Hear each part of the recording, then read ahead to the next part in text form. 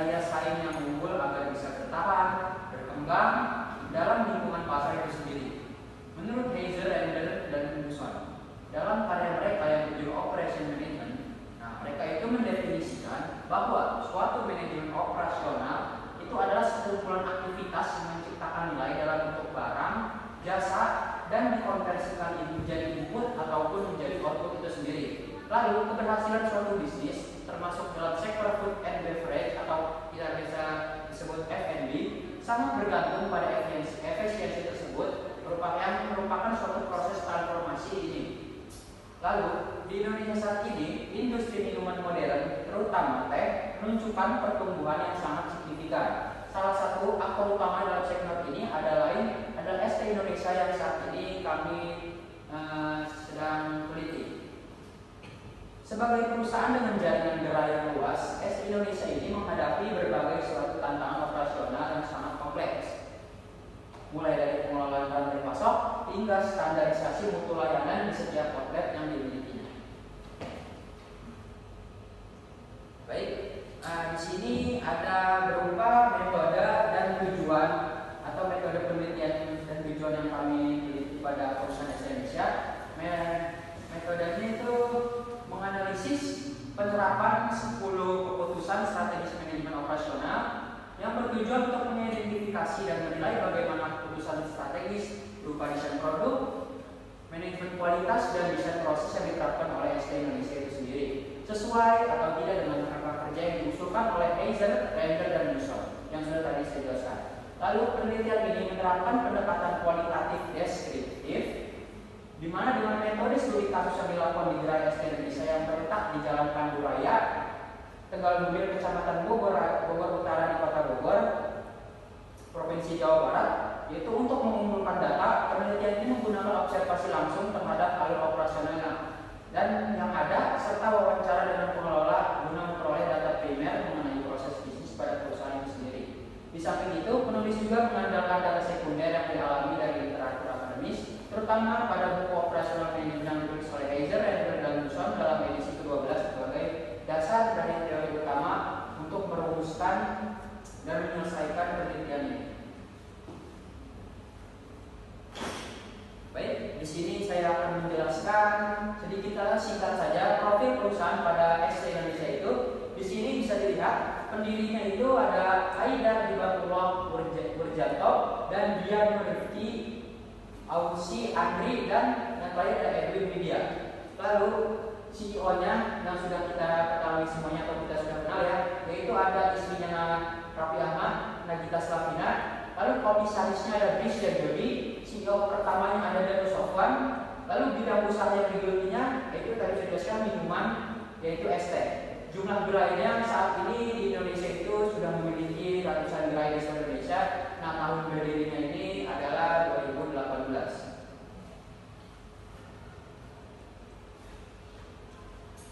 Baik, di sini saya akan menjelaskan flowchart alur dari operasional ST Indonesia ini sendiri. Lalu bisa dilihat di sini ada tahap dulu pengadaan dan pervaran atau backend. Yang kedua ada tahap produksi outlet. Yang ketiga ada tahap transaksi dan pemesanan customer interaction. Dan keempat ada tahap pembuatan produk. Yang terakhir ada tahap akhir atau distribusi ke konsumen. Yang tahap pertama ini adalah penyediaan bahan baku sudah pasti. Yang kedua ada quality control terhadap bahan baku, memastikan bahan baku itu memiliki kualitas yang bagus. Lalu bahan baku tersebut disimpan. Lalu sesudah melakukan quality control atau pengecekan kualitas, bahan baku itu didinginkan lalu disiapkan untuk menjadi suatu topping dari beberapa varian di ST Indonesia tersebut. Selanjutnya masuk kepada tahap produksi, di mana di sini ada penyeduh teh melalui proses brewing, lalu menuju ke proses pendinginan, lalu di selanjutnya ada penerimaan pesanan, bisa melalui online, bisa melalui aplikasi, dan penerimaan pesanannya. Lalu selanjutnya ada tahap transaksi atau pemesanan. Nah, pemesanannya yang tadi sudah dijelaskan bisa melalui online atau bisa datang ke gerai ST Indonesia itu sendiri. Lalu masuk pada tahap pembayaran, lalu bisa melakukan input kitchen atau scan barcode untuk melakukan pembayaran jika sudah ke tahap dan transfer bank. Lalu selanjutnya ada tahap pembuatan. Bisa awalnya masuk ke mixing atau kita ingin memesan varian rasa apa, lalu kita bisa juga menambahkan ice atau topping. Lalu kita ada penjernahan akhir. Kita bisa memilih mau di take away atau minum di situ. Lalu ada pengarahan atau delivery, mungkin penyerahan produk atau sesuatu yang kita pesan dari sang pembuat kepada kita yang membeli. Lalu ada proses pengantaran, ada pengecekan akhir, ada packaging atau sealing atau bisa disebut dengan pengemasan. Lalu yang terakhir ini tahap akhirnya distribusi kepada konsumen itu sendiri. Mungkin cukup sekian, terima kasih.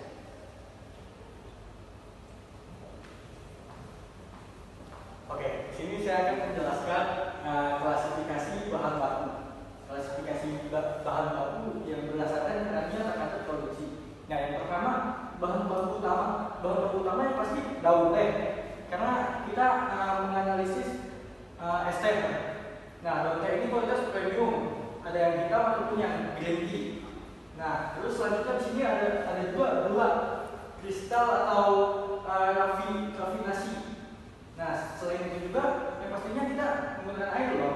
Nah, air ini adalah throat water treatment, kemasan botol plastik atau PET 450 ml dan 600 ml atau cup. Nah, yang kedua juga bahan baku pendukung seperti sedotan, tutup botol atau cup, label atau stiker. Yang terakhir juga perisap atau flavor tambahan seperti lemon, peach dan lain-lain. Itu tambahannya untuk segi rasa dari segi rasa. Terus yang juga ada pengawet makanan jika ingin digunakan. Nah, terus bahan baku tambahan dan lainnya, bahan baku pembersih atau CIP, clean flash, bahan kimia water treatment seperti gas nitrogen untuk sealing dan packaging kardus untuk didistribusi.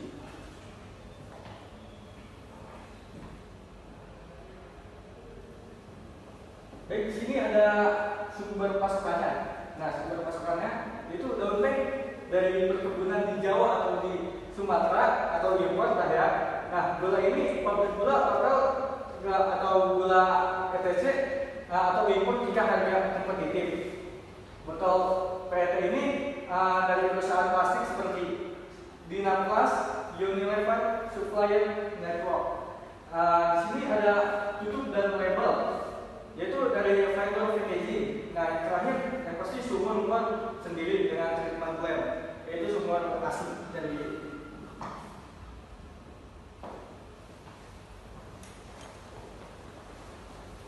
Nah, oke, kita di sini akan membahas tentang perhitungannya, economic order quantity-nya. Rumusnya dari Yuki Heiser, di mana Yuki 2DSH atau IOQ sama dengan diakarkan 2DSH dibagi 2DS dibagi H, di mana D-nya adalah sebagai annual demand atau unit per tahun, S adalah ordering cost per order, H-nya adalah holding cost per unit per tahun.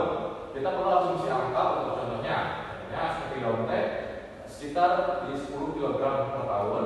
Lalu ordering cost per ordernya S ada 200.000, biaya pesan, admin, transport. Nah, H-nya ada 5.000 kg per tahun, yaitu biaya simpan di gudang. IOQ 2 dikali 10 dikali 10.000 dikali 200.000 dibagi 5.000 sama dengan ini 4 juta, terus dibagi 5.000 sama dengan 800.000 diakarkan jadi dibagi lagi jadi 894 kg per pesan. Nah, IOQ ini diakarkan semuanya 2 kali 10.000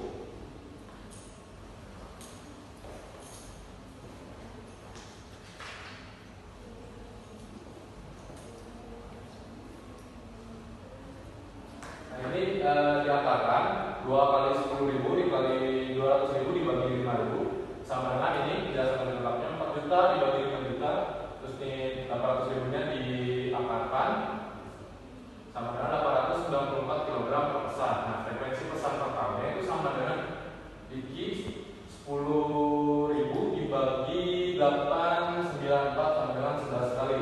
QB nya sama dengan 894 ini sama dibagi 11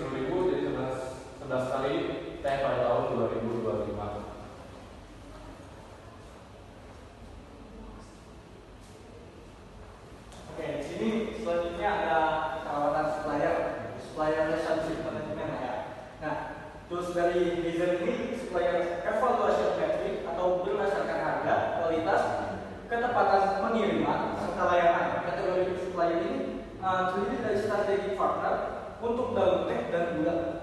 Nah, supply continue, kualitas vital. Selanjutnya di sini ada bottleneck supplier untuk berisa khusus yang hanya satu vendor. Nah, selanjutnya di sini ada leverage supplier untuk botol PET atau banyak alternatif negosiasi harga muda. Terus yang keempat ada juga kita supplier. Nah, ini untuk tulis nota, label, atau juga banyak vendor standar. Nah, tindakan perawatannya itu strategi partner buat long term contract, kunjungan dulu di quality control. Nah, selanjutnya yang kedua ada bottleneck, cari backup supplier atau develop kedua sumber. Yang ketiga ada leverage atau lakukan tender tawaran untuk harga terbaik. Yang terakhir ada juga digital. Nah, ini bisa beli dengan sistem PO biasa atau pantau kinerja. Terima kasih. Baik, kita akan masuk ke kesimpulan materi presentasi kali ini. Kesimpulannya itu berdasarkan hasil observasi lapangan dan analisis proses bisnis yang dilakukan pada usaha SK Indonesia, dapat disimpulkan bahwa perusahaan telah menerapkan prinsip manajemen operasional modern secara cukup efektif dalam mendukung pertumbuhan bisnisnya. Proses transformasi input menjadi output telah berjalan secara struktur, mulai dari pengolahan bahan baku, proses produksi di outlet, hingga distribusi produk kepada konsumen, sebagaimana digambar dalam alur proses operasional yang sistematis.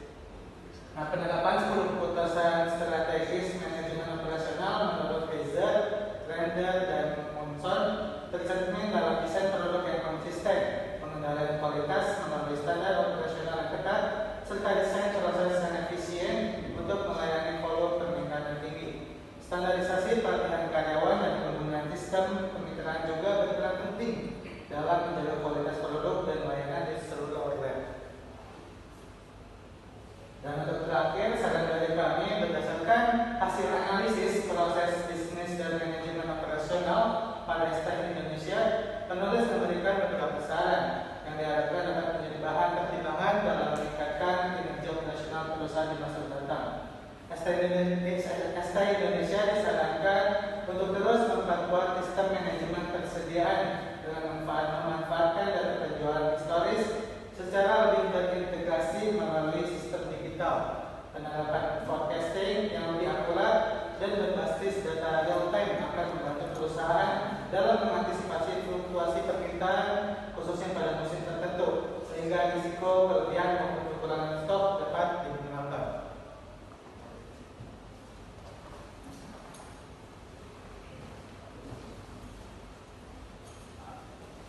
Oke, sekian penjelasan tentang SK Indonesia dari kelompok kami. Jika ada kurang dan lebihnya mohon dimaafkan. Untuk itu kami pamit undur diri. Wassalamualaikum warahmatullahi wabarakatuh. Pas cuy, 15 menit.